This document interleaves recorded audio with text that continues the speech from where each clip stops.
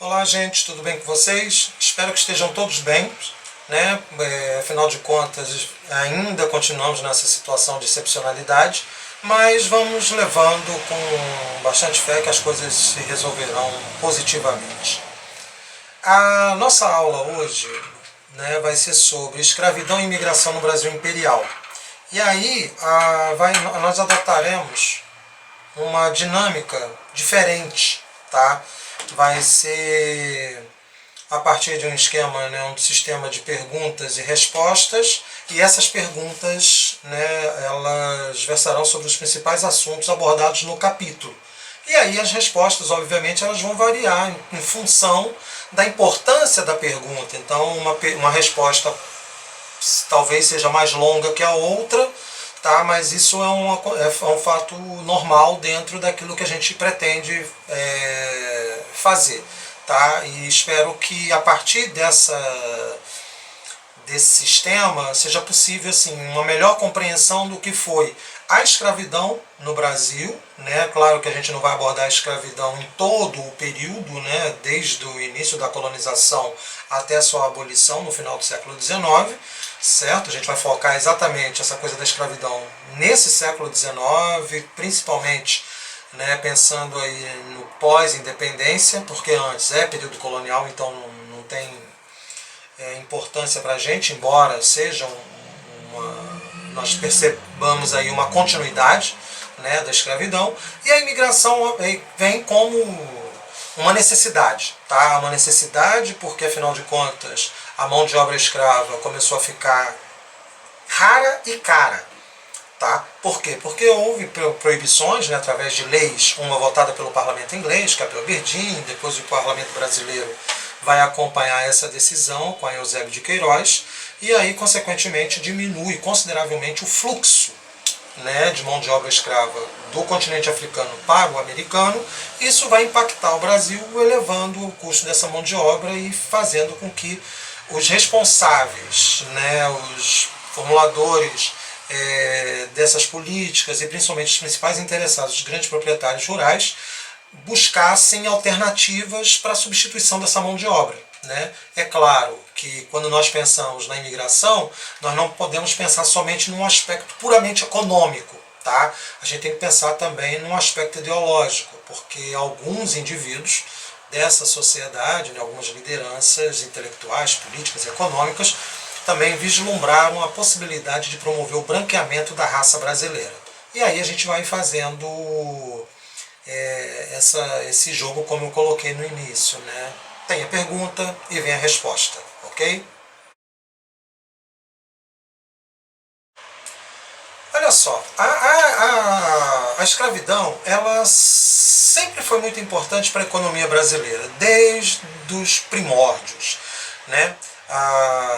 Quando o Brasil ele entra na rota do mercantilismo europeu, em meados do século XVI, né, o país vai adotar a mão de obra escrava e o latifúndio como mecanismos, né, como formas econômicas para atender às necessidades da metrópole.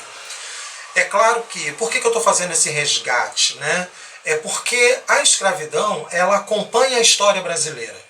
Tá?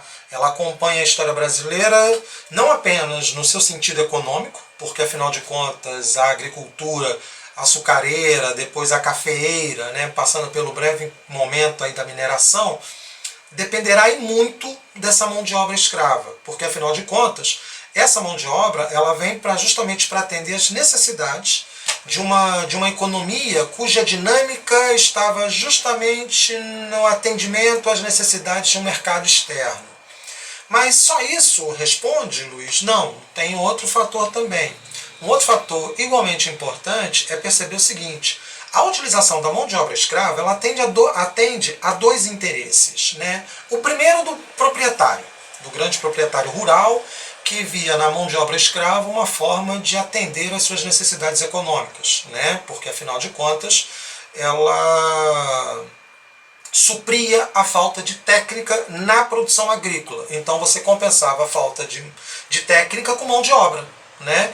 E lógico, quanto mais escravos, e aí tem um aspecto social envolvido, né? Quanto mais escravos, mais terras. E quanto mais terras, mais poder econômico esse indivíduo possuía, esse grande proprietário rural possuía. Então, assim, essa é uma dinâmica própria da escravidão, né? Não está envolvida apenas no desejo, na vontade de escravizar outros povos, mas porque isso atendia aos interesses. O outro elemento que vai dar, né, a dimensão dessa importância para a economia colonial, seja ela metropolitana ou local, né, no caso aí da colônia, é o fato de que a utilização da mão de obra escrava, dessa mão de obra africana escravizada, ela vai atender aos interesses metropolitanos, mercantilistas. Né? Então, por que isso? Porque quem realizava o comércio de escravos entre o continente africano e as colônias americanas, né, notadamente, aí eu vou centrar a minha observação no caso brasileiro, são comerciantes portugueses. Né? Embora esses mesmos comerciantes portugueses também fornecessem mão de obra escrava para as colônias inglesas na América do Norte. Tá? Então, nesse caso, a importância da mão de obra escrava é justamente o fato dela sustentar dois importantes pilares da economia colonial. Isso sem falar na questão social, que é justamente o poder conferido a esses grandes proprietários de terra dentro de um quadro da sociedade brasileira como um todo. E isso, né, você pega desde o início, lá na colonização, a partir de 1532, né, e vai até a abolição da escravidão em 1888. Ou seja, nós temos uma estrutura de mais de 300 anos, tá, que vai funcionar justamente para atender aos interesses dessa economia, dessa sociedade. A escravidão é uma forma de trabalho, uma relação de trabalho baseada na propriedade de um indivíduo sobre o outro. Né? Então, assim, você tem uma relação em que dois indivíduos estabelecem entre si, não é que eles estabelecem entre si, mas a relação entre eles é de propriedade e proprietário. Tá? E uma das características mais marcantes da escravidão, né, além da sua própria historicidade, que eu vou abordar também, é o fato de você promover uma coisificação do sujeito. Ou seja, para que essa escravidão, isso vai ser muito característico da escravidão moderna, né, dessa empregada no Brasil em larga escala, é a coisificação, ou seja, um indivíduo ele é desumanizado e transformado numa mercadoria, numa ferramenta de trabalho. Né? Tanto é que alguns falam de animale vocale, ou seja, um animal que fala, uma ferramenta viva. Né? Então, a escravidão ela tem na sua essência esse processo de coisificação. O que, por exemplo, mas aí a gente pode pensar uma escravidão da mesma maneira em todos os períodos da história? Não. A escravidão na antiguidade ela resultava principalmente das conquistas militares, né? Gregos e romanos foram utilizarem muito mão de obra escrava, só que faltava, né, nessa prática escravista, na antiguidade clássica, o componente racista, algo que vai surgir na América, na escravidão moderna no continente americano, né, ou melhor, nessa escravização sistemática de povos africanos, né, que foram retirados de sua liberdade, do seu cotidiano, de suas vidas, né, obrigados a renunciar à sua cultura e, para piorar a situação, foram desumanizados. Tá? E aí você tem o seguinte, como é que vai funcionar então essa escravidão moderna? Essa escravidão moderna, como eu falei, tem a mercantilização? Lá atrás também tinha, na antiguidade tinha. Só que a diferença é exatamente essa dessencialização ou desumanização do homem para transformá-lo em mercadoria. Mas por que isso aconteceu? Por uma razão muito simples. Vocês têm que lembrar que a mentalidade dominante na Europa, no Ocidente, naquela época, era o cristianismo. O cristianismo, nas suas bases, né, ele sempre condenou a escravidão. Tá? Porque, afinal de contas, aquele que foi feito à imagem e semelhança de Deus, ou seja, o homem não poderia se transformar em mercadoria. Nesse caso, mas então como é que justifica, já que o negro também, né, é imagem e semelhança de Deus, então o que é que justificaria essa escravidão do africano? Ora, simples, você considera esse indivíduo sem alma, né? O africano ele seria desumanizado, se é que existe essa palavra, né? Mas ele não teria alma. Então, a partir do momento em que ele não tem alma, ele é coisificado. Então, por isso que, aos olhos da religião, a escravidão africana ela se torna possível, ela se torna suportável, né? E isso nos ajuda a compreender também, esse é um outro dado bastante interessante, porque você tem dois argumentos, né? Por que da não escravização do indígena? Aí é um motivo muito simples. Os indígenas não foram escravizados, primeiro, porque não atendiam aos interesses mercantilistas portugueses, e segundo, por conta da pressão exercida pelos jesuítas. Tá? Os jesuítas vão dizer que o índio ainda é passível de salvação, ou seja, basta a sua conversão ao cristianismo. Já o negro não, o africano, ele não teria essa possibilidade, mesmo embora muitos fossem convertidos posteriormente ao cristianismo, mas a sua condição de escravo ela permaneceu essencializada. Então, por isso que quando a gente pensa em escravidão, está esse ponto. Os escravos de ganho eram escravos, tá, somente das áreas urbanas, que realizavam determinadas tarefas, né, a mando dos seus senhores, mas também poderiam, de alguma forma, ganhar dinheiro com essas atividades. Deixa eu explicar melhor esse funcionamento. Um indivíduo tinha um escravo, tá? Então ele pegava, esse escravo de uma determinada habilidade, né? Então ele poderia ser um carpinteiro, sapateiro, ou qualquer outra função, ou mesmo, né, carregar volumes, mercadorias. E aí o proprietário, o dono desse escravo, ele estabelecia que esse escravo deveria levar todos os dias uma determinada quantia. Então era uma quantia fixa, tá? E qual é a diferença nesse caso? Esse escravo de ganho, vocês têm que fixar que é um indivíduo das áreas urbanas, você não tem essa personagem nas áreas rurais, né? Ele trabalha fora dos domínios desse proprietário, certo? E aí realiza várias tarefas. O valor cobrado, né, o valor fixado pelo proprietário, né, que deveria ser entregue a esse proprietário pelo escravo, ele variava de acordo com a aptidão, com a habilidade do escravo. Mas digamos que o senhor, né, esse proprietário, estabelecia o seguinte: você tem que trazer para mim uma quantia referente, é hipotético, tá? 100 mil réis, certo? Então tá, o escravo chegava ao final do dia e entregava ao senhor esses 100 mil réis. Só que no desenvolvimento dessas tarefas, na realização dessas tarefas, digamos, esse escravo conseguia 200 mil réis, então ele dava os 100 para o proprietário e ficava com 100.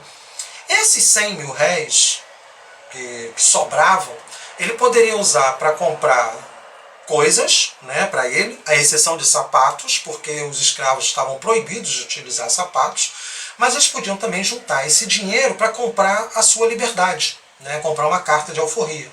Então, a prática, né, essa coisa do escravo de ganho, possibilitou que muitos escravos alcançassem a liberdade, né? Mas aí, reforçando, a figura do escravo de ganho é uma figura urbana. Olha, nós temos várias formas de resistência escrava durante todo o período, né, em que a escravidão vigorou no Brasil. É claro que as mais famosas são as fugas de escravos, né? Tanto é que ainda no período colonial você tem a formação do Quilombo dos Palmares, né? Que resultou aí de uma fuga maciça dos escravos da região nordeste. Né? Então, escravos fugidos de Bahia, Pernambuco, Alagoas, Sergipe, né? Eles se reuniram no Quilombo dos Palmares, tentando aí, como colocam alguns historiadores, reproduzir as condições que existiam no seu local de origem. Mas outras formas de resistência, além da fuga, incluíam O assassinato dos capatazes, né, e também dos proprietários, isso não era uma coisa muito rara no período imperial também. Suicídio, né, porque afinal de contas, viver numa condição extremamente degradante como a escravidão, né, embora houvesse esse esforço imenso de desumanizar o africano escravizado, ele continuava humano, então é uma besteira pensar que o discurso de desumanização conseguia desumanizar o escravo. Não, o escravo ele se, digamos assim, se resignava a uma situação, mas de vez em quando encontrava uma forma de escapar a isso. E o suicídio era uma delas, né? Uma que também era muito comum, principalmente entre as mulheres, né, que eram sistematicamente abusadas sexualmente pelos proprietários e acabavam engravidando, era a prática do aborto, né? Então, assim, as formas de resistência à escravidão são várias. E tem outras menos radicais do que essas, né? Como, por exemplo, a organização de escravos para conseguir comprar a sua liberdade ou então procurar brancos que apoiavam causas abolicionistas, né? Isso vai ganhando um fôlego ao longo do século XIX, tá? E o interessante é perceber que, embora não fosse branco, fosse um mulato, né? Porque seria, como se diz, o pai é um português e a mãe uma escrava liberta, que é o advogado Luiz Gama. Ele entrava com petições junto aos tribunais brasileiros, se aproveitando das brechas na legislação para conseguir a liberdade dos escravos. Então, assim, quando a gente pensa em resistência, em formas de resistência, então são várias as formas. A escravidão não acabou de uma hora para outra, tá? Ela vai num processo lento de decadência. O que acontece é o seguinte: primeiro, você tem uma prática bastante recorrente durante o período colonial, até porque as economias ainda são agrícolas, tá? Mas a partir dessa virada da primeira para a segunda metade do século XIX, com a Revolução Industrial, né, e outras transformações econômicas, o que vai acontecer? Um aumento, principalmente por parte da Inglaterra, de uma pressão sobre, né, os países que ainda se utilizavam de mão de obra escrava, então Brasil e o sul dos Estados Unidos, tá, que eram extremamente dependentes desse tipo de mão de obra, para que libertassem os seus escravos e convertessem esses escravos em mão de obra assalariada. Então essas pressões, elas vêm não apenas por pressão direta diplomática, então o governo, por exemplo, o governo inglês, já desde o início, né, desde quando a chegada da família imperial ao Brasil, em 1808, já pressionou Dom João a acabar com a escravidão, né? Mas ainda ficou muito naquela coisa digamos, das pressões diplomáticas, mas nada com efeito concreto, né? E aí o que vai acontecer? A Inglaterra, e aí muitos historiadores colocam, e eu concordo com isso plenamente, vão dizer o seguinte, que a primeira legislação específica para acabar com o tráfico de escravos, que foi a Bill Aberdeen, aprovada pelo parlamento inglês em 1845, ela foi uma resposta à mudança política e econômica verificada no Brasil com a tarifa Alves Branco, de 1844, que elevava os impostos, né, de importação de produtos, ou melhor, equiparava os produtos ingleses a produtos de outros países. A Inglaterra, como numa retaliação, né, porque afinal de contas ela dominava o cenário econômico brasileiro, com produtos industrializados, ela aprova a Bill Aberdeen como uma forma de atacar diretamente o problema do tráfico de escravos, né? Então a Bill Aberdeen vai autorizar, vai permitir que navios ingleses, né, abordassem embarcações vindas do continente africano transportando mão de obra escrava, né? Então esse é um primeiro caso.